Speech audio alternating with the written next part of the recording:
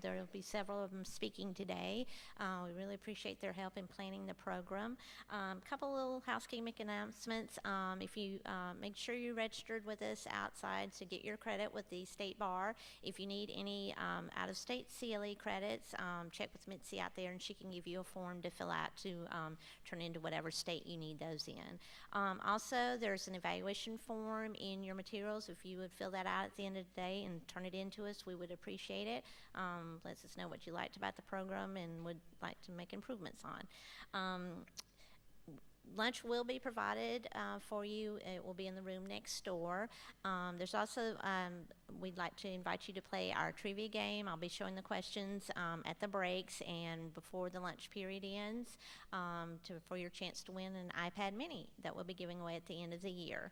I'm going to go ahead and introduce our morning presider, who is also our first speaker, Mike Roberts, who is with the law firm of Cusimano, Roberts, Knowles and Mills, LLC in Gadsden. He's chair of our planning committee for this seminar and is an expert in the tort law area, and I'm going to go ahead and turn it over to Mike.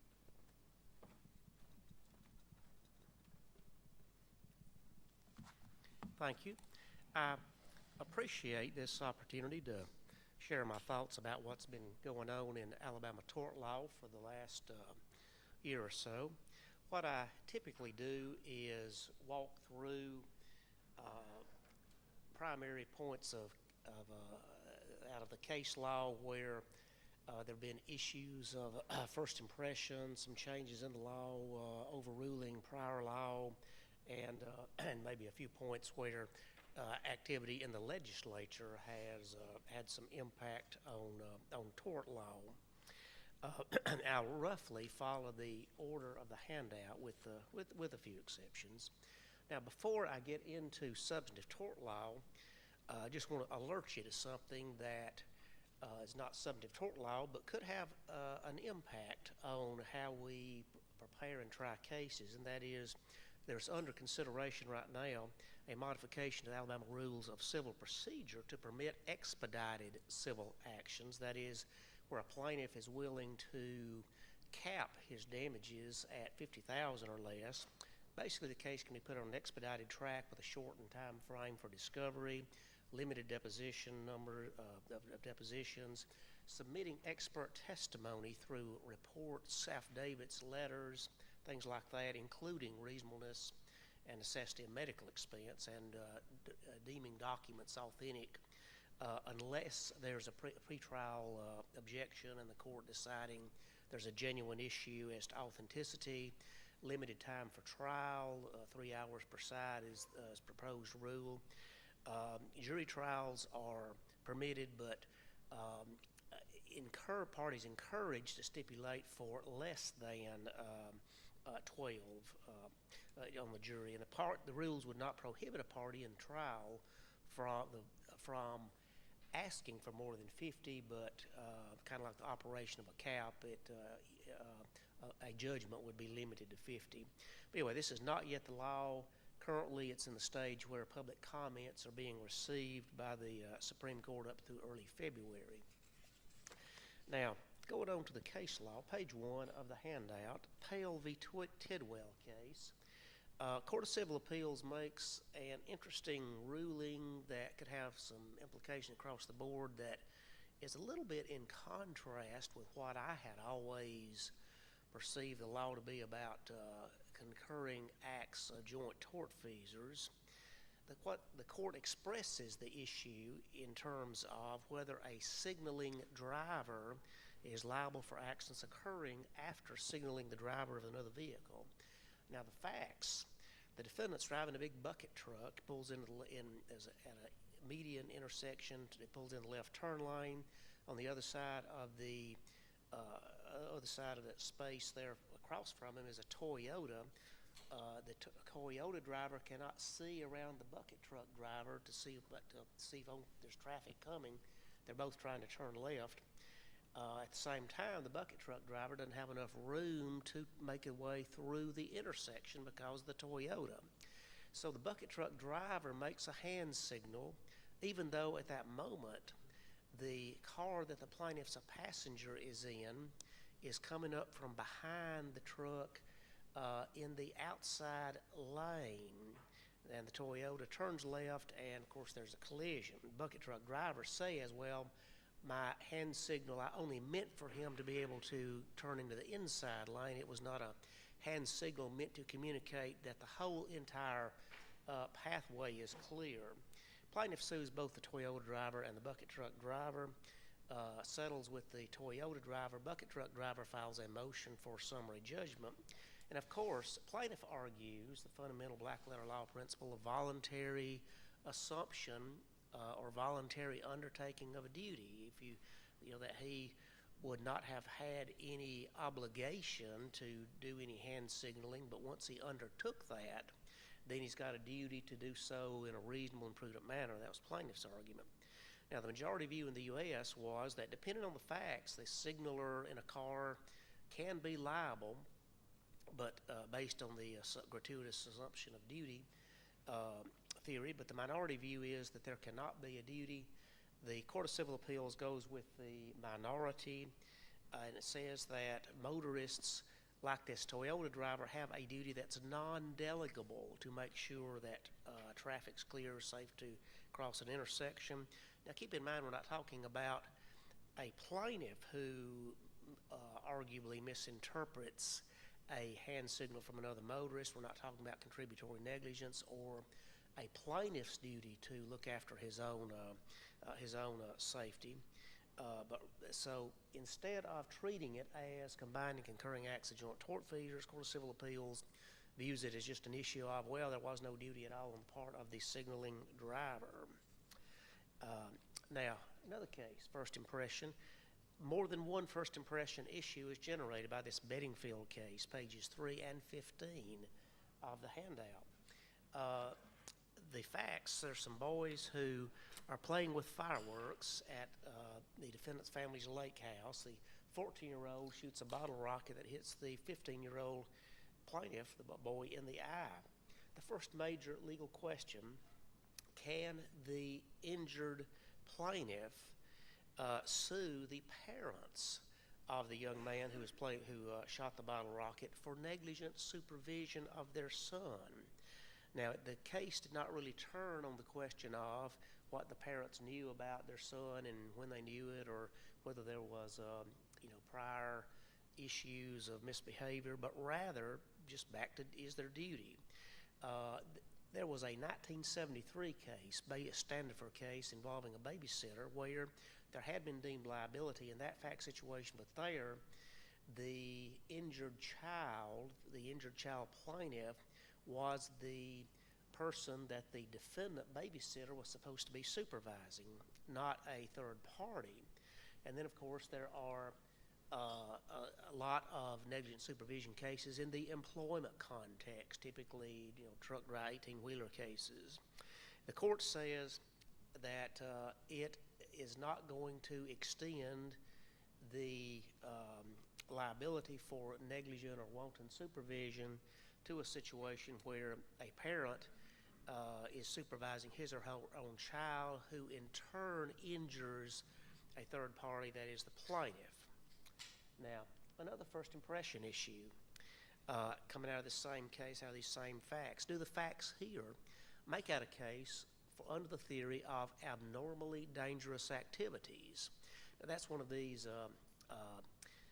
theories or law that spawned about 1981 in the Harper v. Regency Development case, a blasting case. Apartments suffered some damage because of commercial blasting going on that defendant was doing nearby area.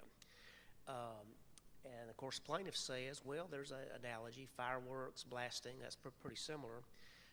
But the court says no, it will not apply to this. The claim for abnormally dangerous activities turns on, among the factors, a significant factor of, could the risk be eliminated through the use of reasonable care? And here, this court said, well, warning labels on the fireworks showed that reasonable care is a factor in eliminating or minimizing risk, and the fact that plaintiff actually sued the defendant, the boy shooting the fireworks, for negligence. So that's an illustration that the use of reasonable care is a factor and that could have eliminated the risk. So the court says that is not going to apply here. Roadway construction cases. Plaintiffs in roadway construction defect cases took a 1-2 punch from the court and the Alabama legislature recently. Hosea Weaver case, page 11, came out in June. Revised opinion came out in September. Weaver, the contractor, had gotten a state paving contract, completed the job, but according to the plaintiff, had left conditions at the edge of the road that created a dangerous drop-off. But the Department of Transportation accepted the work back in 2002 and then assumed maintenance of the road. Plaintiff gets a verdict for wrongful death after there was a car crash where there was a vehicle that lost control. But the company argues, totally notwithstanding the question of whether it complied with the specs or complied with standards of reasonable care, that because the state accepted the work, that wipes away, vitiates any duty to subsequent users of the road. Now, no Alabama case law holding that, but case law from other states has this doctrine of accepted work doctrine, and the court says there is no duty of care owing to users of the road once the contract was accepted. Now, as a practical matter, of course, the state itself is immune from any tort. Claims against state officials or employees are very, of course, strictly limited by virtue of state agency immunity or the Cranman Doctrine. So, as a practical matter, this could leave, under certain fact situations, no remedy at all for certain acts of negligence. Now, interesting, there's a concurrence by Chief Justice Moore who says the application of this new doctrine, and by the way, if you read the holding of the decision and square it up with a case called McFadden v. 10T from 1988, it's hard not to say that the court did not implicitly overrule that case, but it said it's not overruling it, it just distinguished it because it was a pretty, the ruling was pretty, almost pretty point blank says that a governmental entity accepting work in this context does not vitiate the duty as a matter of law. But anyway, the concurrence by Chief Justice Moore says the application of this doctrine violates constitutional rights to jury trial and to open courts. Now, on the same vein, there was one of the several rounds of tort reform, one from last year.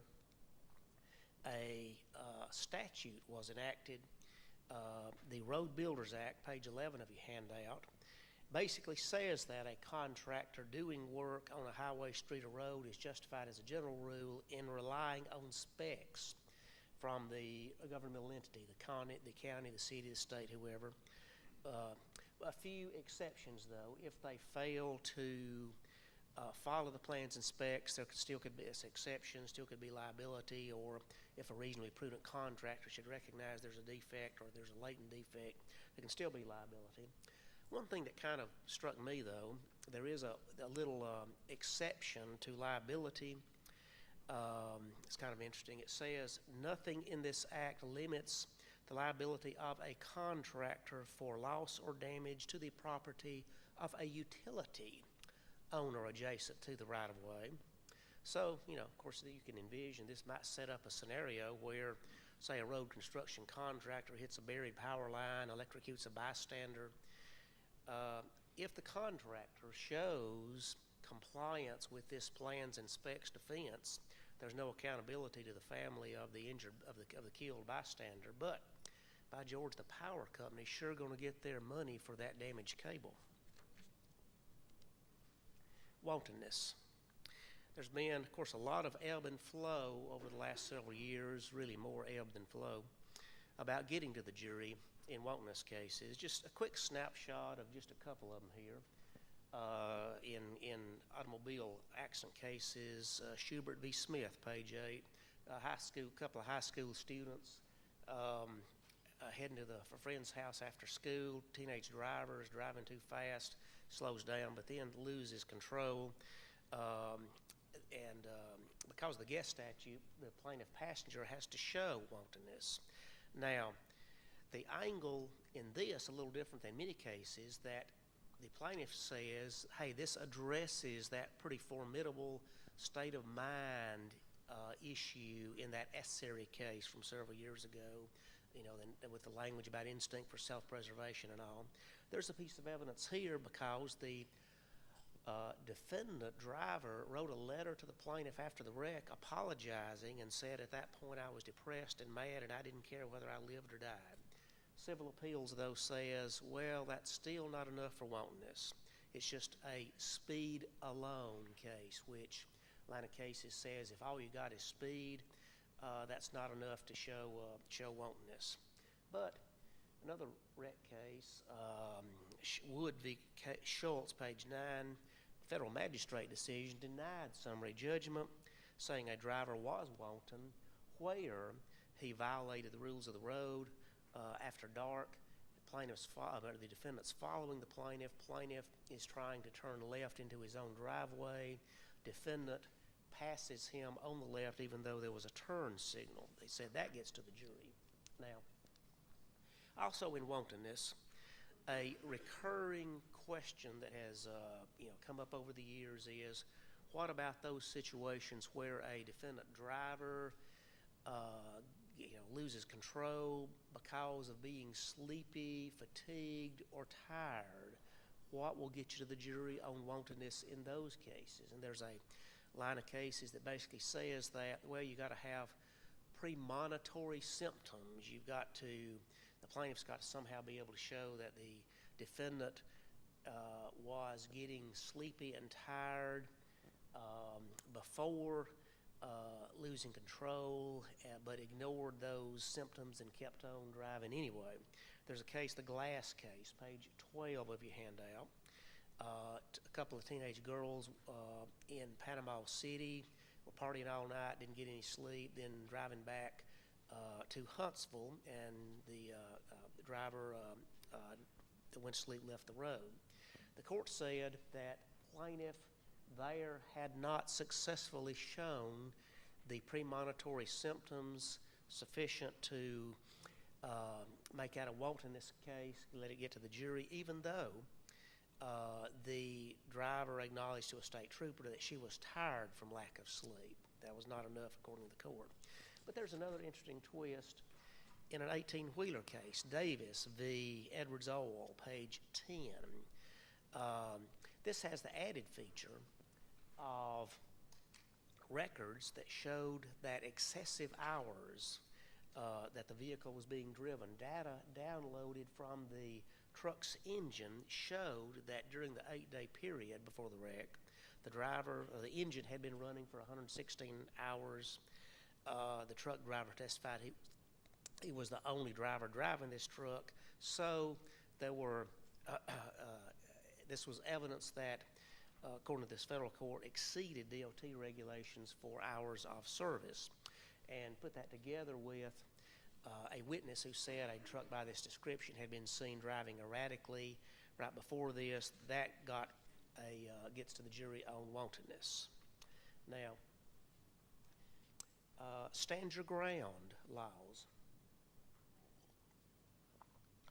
Obviously, it's been in the news quite a bit the last year or two. On page 44 of the Bevins versus Skinner case, showed the stand your ground law shows up as an issue in a recent Alabama court case. Now, the claims and counterclaims here arose from an interesting fact situation, an altercation between a couple of neighbors down in Butler County who were evidently not getting along very well.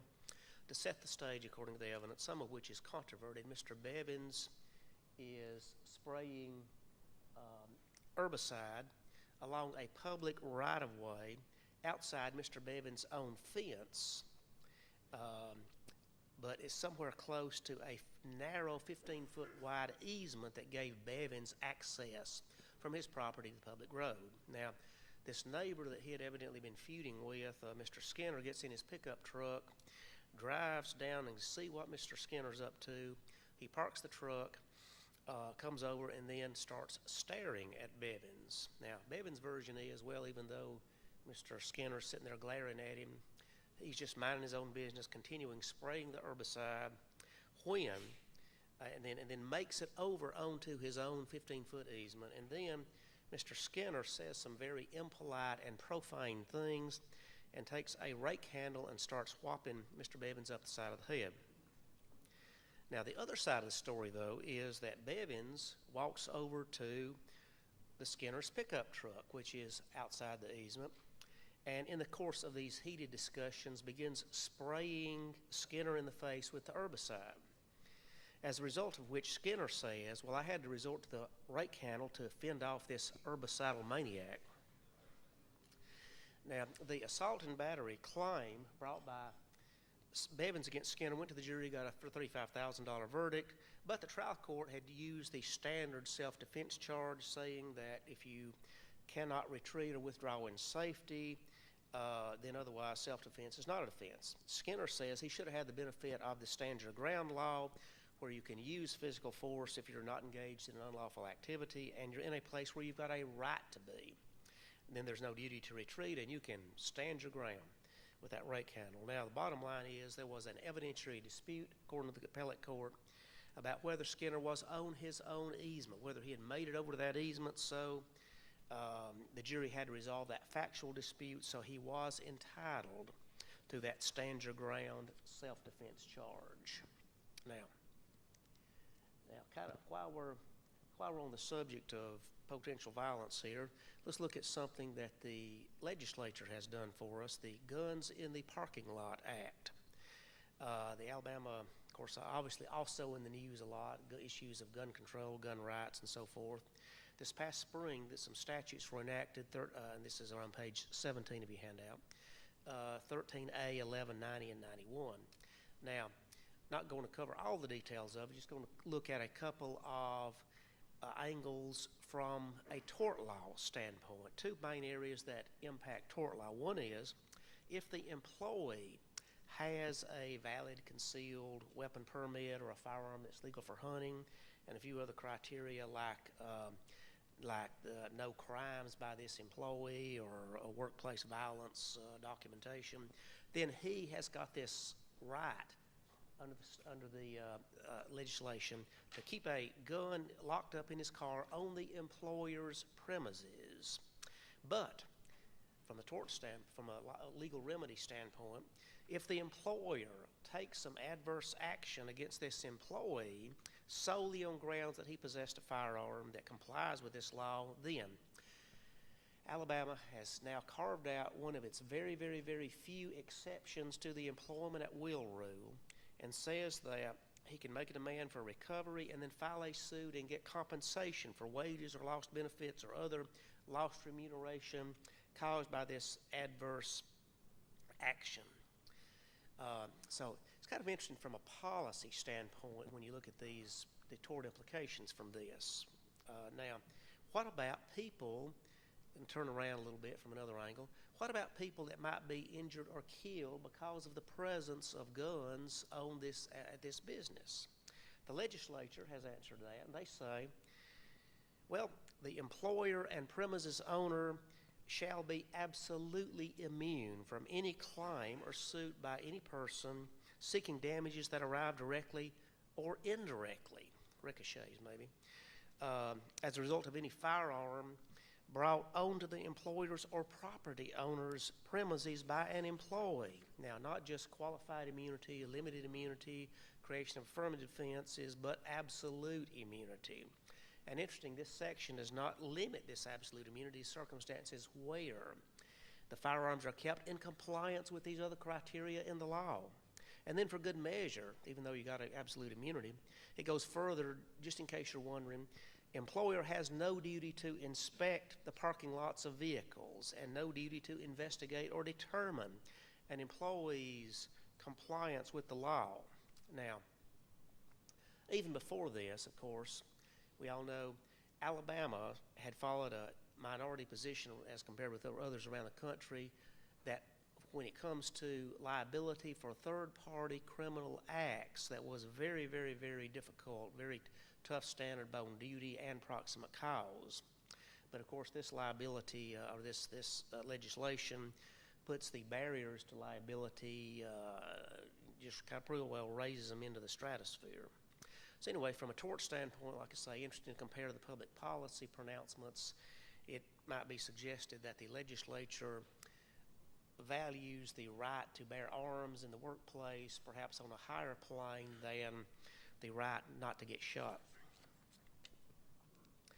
Now, employment, still on employment law. Now, not meaning to digress too much into ancient history, but before 1985, for those of us who were old enough to remember, there was a lot of activity at the trial and appellate level in co-employee suits, typically industrial accidents, often involving somebody getting a hand or limb entrapped in machinery. 1985 legislation, 25511, basically abolished those kind of claims against co-employees, except in very limited circumstances where typically had to do with removal of a safety guard or safety device, and you could show essentially a wantonness or a reckless standard of scienter, even though it described it as willful. Now, during the next few decades, case law interpreted this to include acts that not just yanking a guard off, but doing things that rendered a safety guard or safety device ineffective. And there have been a lot of case law on where the boundaries are fact-wise on that. Page 21 of the handout, Bates v. Riley, Civil Appeals looks at one of these fact situations. Plaintiff and defendant were working on a machine called a pocket feeder. It had a door that would open up where you could have access to some of the moving machinery and parts. The door would be normally held shut with a magnet, and it had an interlock system, a limit switch system that doors open, then power is supposed to be automatically off. But here, plaintiff and defendant working together on it, and the defendant holds the switch down with his finger so as to prevent the interlock from kicking in. Now, basically the machinery is not engaged because you do that back in the control room of this machinery. But anyway, so he's standing there holding the switch down so the door can be open and the machine energized, just not in gear. And the reason they do that is, once you actually completely shut the power off, it takes a long time to get the machine back running again. But anyway, obviously there's some miscommunication. The defendant lets go of the limit switch and tells the control room, okay, start it back up, but the plaintiff's still working. And of course it catches him, entraps him, and it hurts him. Is this the bypass of a safety device within the meaning of that statute? Is this rendering a safety device ineffective? The Court of Civil Appeals says no. The temporary disabling of a safety device like this does not comply with what the legislature intended for removal of a guard or safety device. The Civil Appeals decision. Now, also in the employment area, page 20, a case that came out August 30th, Eastman v. Warehousing, or warehousing, deals with a loaned servant issue, this time raised as a defense. What you got there's two related companies owned by the same family in the trucking business. One of them is a brokerage company. The other is the actual truck driving company that employs the truck drivers. There's a driver employed by the trucking company that is complaining about bad tires on his truck. They don't get replaced. There's a blowout and he's killed. A wrongful death claim is brought against the brokerage company because the day-to-day management of the trucking company, the employer, was done by a guy who was an employee of the brokerage company. He was basically sent over, one of the family members sent over to run the trucking company, so to speak, but he was on the payroll of the brokerage company. And the policy about tire changing was from him, according to the evidence. But the brokerage company raises the affirmative defense of loaned servant. They said because this manager had been sent over there, they're off the hook. Because of the loan servant doctrine. The fact that he was the boss, the day-to-day actual boss at the trucking company, cut both ways. He was the one that came up with the policies that the plaintiff says caused the death. But on the other hand, he was the acting manager there and answered to nobody, according to their evidence. Now, they did not get a verdict. I mean, they did not get a ruling as a matter of law on it, but the bottom line was the jury was charged on the loaned servant issue, and the court says that there was enough evidence to go to the jury on that, and a defense verdict was upheld. Medical malpractice. A recurring issue, of course, has always been and popping up in the appellate level is what kind of fact situations will require expert testimony to prove standard of care in a medical case and breach of the standard of care. The general rule, of course, is by statute and a lot of case law, you got to have expert testimony for that. But there's been a line of cases that, of course, say there are some exceptions to that. For example, the 2000 Anderson case, lack of care is so obvious or apparent that a layman should understand it, and then gives your typical scenarios of leaving a sponge in the patient after surgery, or the injury from the malpractice is something not connected to the condition being treated, things like that. And the question is that popped up in this case, Morgan, page 22, came out in August. Is that an exhaustive list of scenarios? In this case, first impression issue, what about a case where a pharmacy puts the wrong pills in the bottle? The Publix, who operates the pharmacy, says, well, yeah, this looks bad, but plaintiff has no expert, and if you look at that list of scenarios in the case law for expert testimony not being necessary under this so apparent to the layman theory, it doesn't fit that scenario. It's not a foreign body left in. It's not an injury not connected to the condition being treated. But the Supreme Court says expert testimony is not necessary. It's not limited. The exception is not confined to those fact scenarios such as those listed, and that this fits as a matter of logic with the situation of the lack of care being sufficient to be understood by the layperson.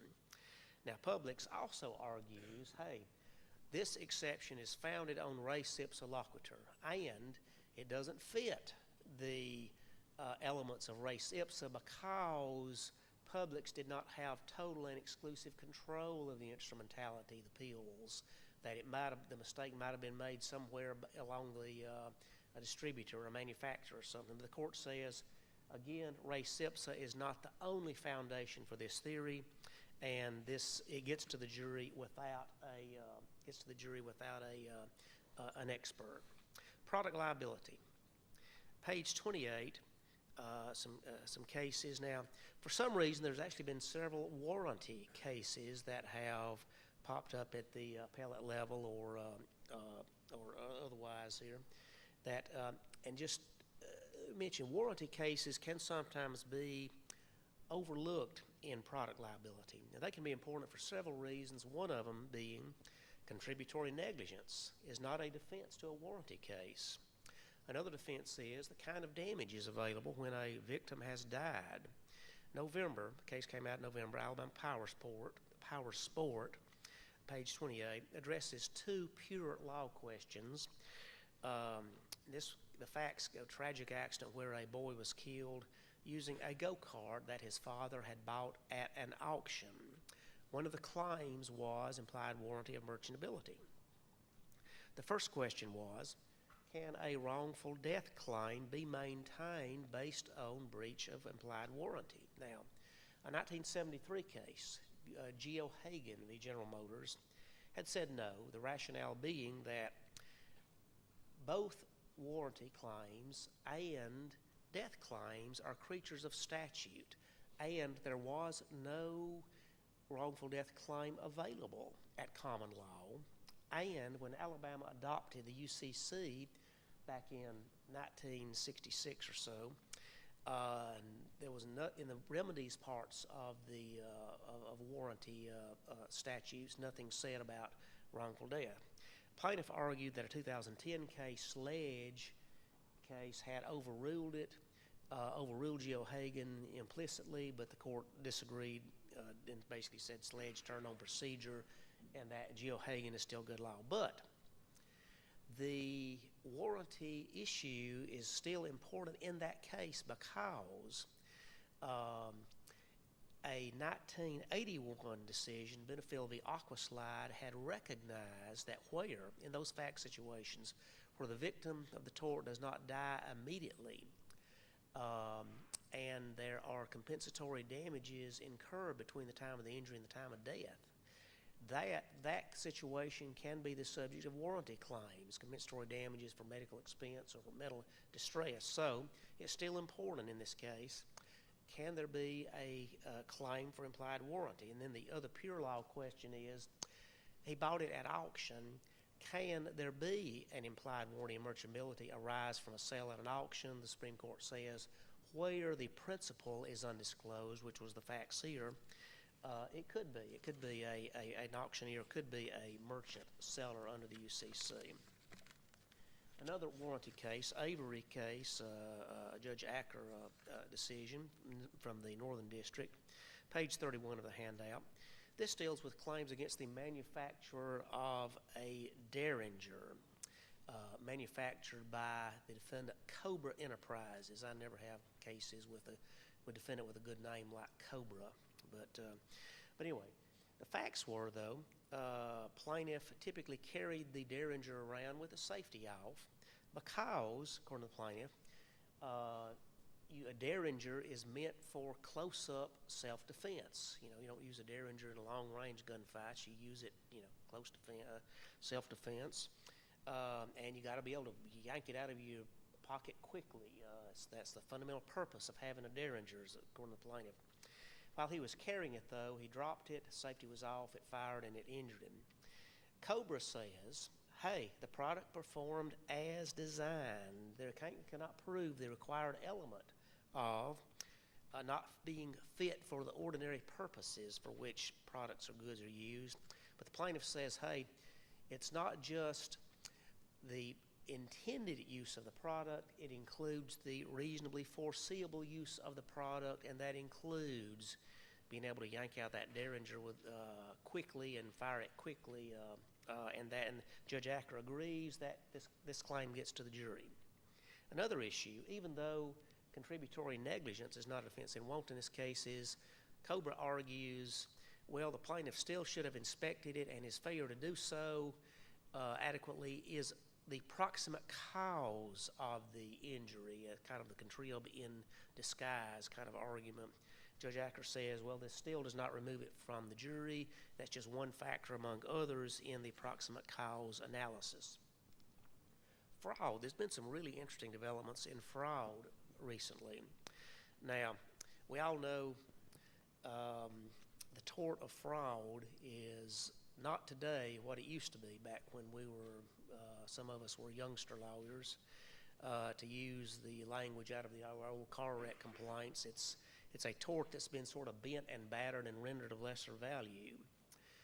Beginning back in particularly the late 90s, fraud tort took a pounding with the Foremost case, reasonable reliance, standards enhancement, ratcheting up proof requirement for intent to deceive, the suppression in suppression cases, the criteria for proven duty in the Owens case, and then of course the whole gamut of the remittiture and excessiveness and due process cases.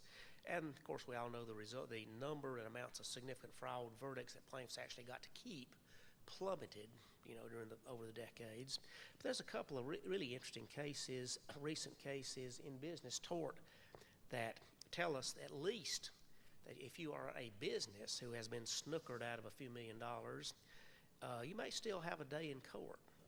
The C&H case, page 31, plaintiff HTI and Ligon came out in November. They were in a relationship with a company called C&H America. Now, HTI's primary customer was C&H, and C&H made industrial and agricultural equipment. HTI made cylinders. Most of its business was making cylinders for this one company. And HTI, its predecessor, went through a bankruptcy, and HTI was the reorganized company, and they were trying to basically renew or to continue on with this business that its predecessor had been doing. So in September 2007, about contemporaneous with the purchase of the assets from the bankruptcy company, and right before HTI was going to invest a few $1,000,000 in equipment and inventory specifically for this C&H business, they make an inquiry and they say, hey, hey, are we good? What's our situation with y'all? But at that point, and one of the reasons this is important is they had no specific written contract for any particular term or quantity. The quantity of cylinders they sent was based on orders and business forecasts. C&H, though, at this point in time, is going through a decision, and its corporate people are basically saying that we want to get away from HTI and get in bed with this new supplier, but it's going to take a while for a transition. We don't really want them to know yet.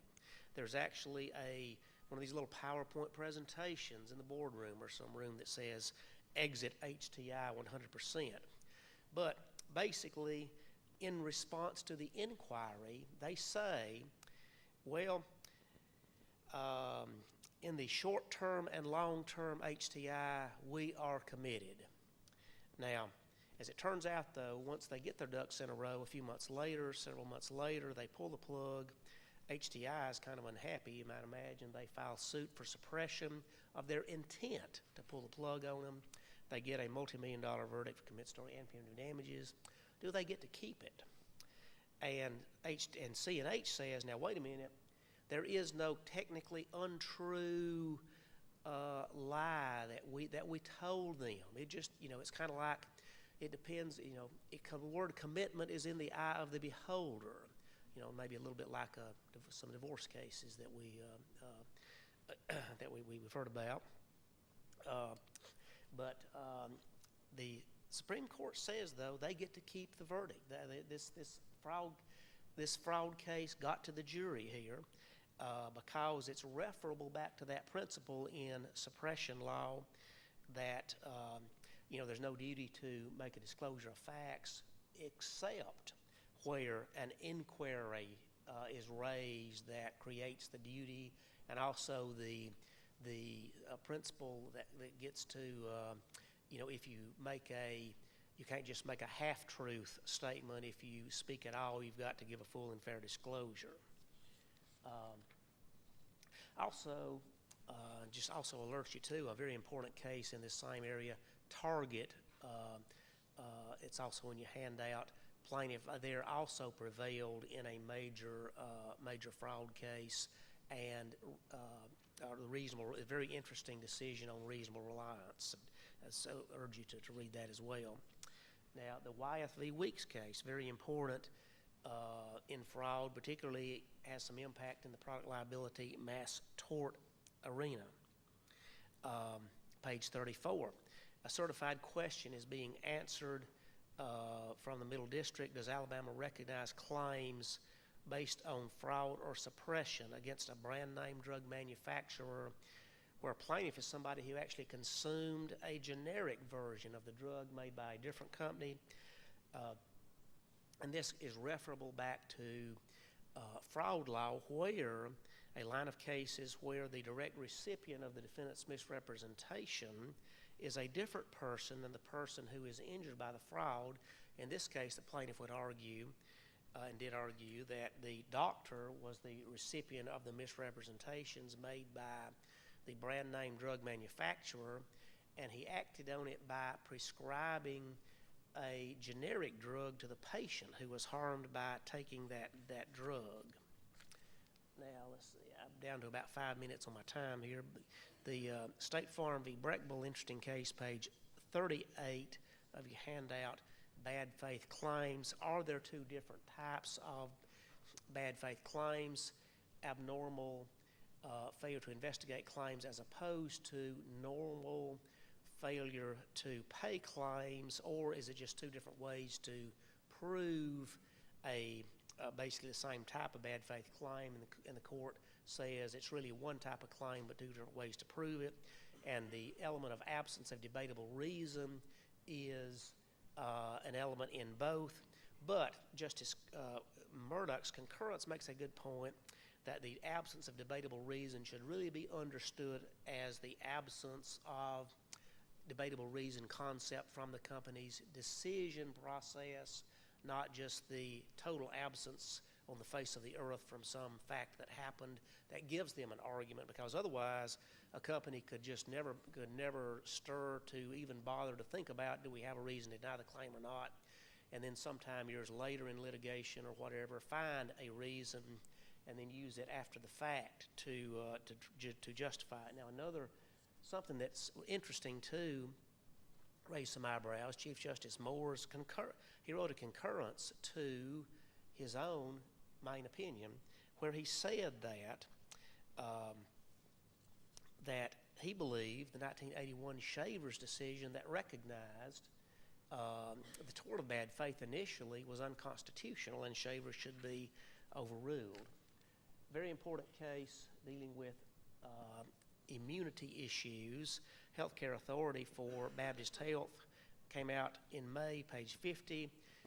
Bottom line, the court reversed a 2011 initial ruling that had held that a healthcare authority formed by a nonprofit had been entitled to complete state immunity, Section 11 constitutional state immunity, because of an affiliation agreement with UAB.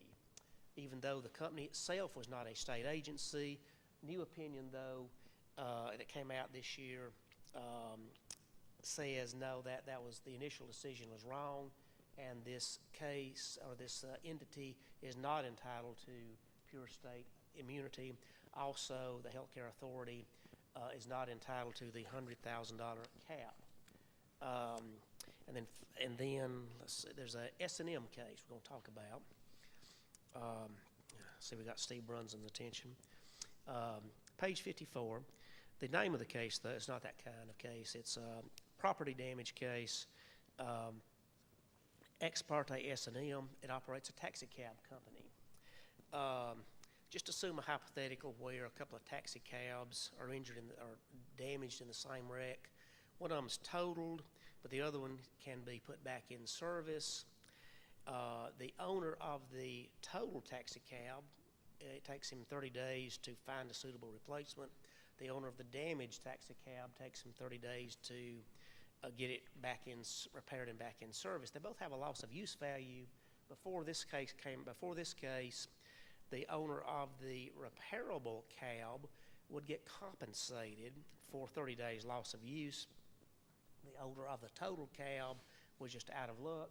This case recognized the anomaly of that scenario and overruled prior cases holding that, at least as far as commercial vehicles, the owner of even a total vehicle can have a claim for loss of use. Now, one final decision let me speak to you about on statute of limitations. Kind of an interesting fact situation. This Weaver case Weaver case on page 63. Back in 1995, plaintiff and two other men were attacked and horribly injured by some individuals who were unknown to them at the time. Two of them died. Plaintiff had such severe injuries, had $1 million in medical bills. And then 15 years later, three individuals finally were identified and pled guilty in the attack. Plaintiff sued them and an additional defendant on a conspiracy ground. They say, the defendant says, hey, statute of limitations ran. Plaintiff says, I had no idea who these people were. What could I have done? In a 6-3 decision, the Supreme Court says this case is barred by the statute of limitations. Plaintiff argues two areas of law, tolling 632, fraudulent concealment, but the main opinion says that statute applies where plaintiff is unaware of his injury, not unaware of where he knows he's had an injury, but unaware of the identities. And then equitable tolling. The majority says, well, yeah, it might seem inequitable in this fact situation, but this individual that was horribly injured and for 15 years didn't know who did it to him, he was not reasonably diligent enough because he should have filed a complaint against only fictitious defendants and somehow maintained it in court for 15 years. Now, just out of curiosity, how many of you in here have ever filed a lawsuit against only fictitious defendants?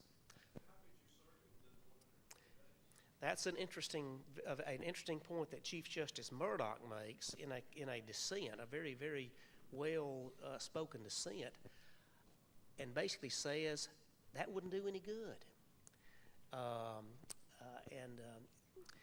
At any rate, it's very, very interesting. I'd urge you to read both the main opinion and the dissent. Some very interesting points there. That concludes the time. I appreciate this opportunity. Now, our next speaker is Ronald Davenport, who we all know very well from his excellent publications, leading authority on uninsured motorist, underinsured motorist in Alabama. Written extensively on automobile liability insurance. And he'll be sharing with us information about and developments in updating the law in uninsured motorist.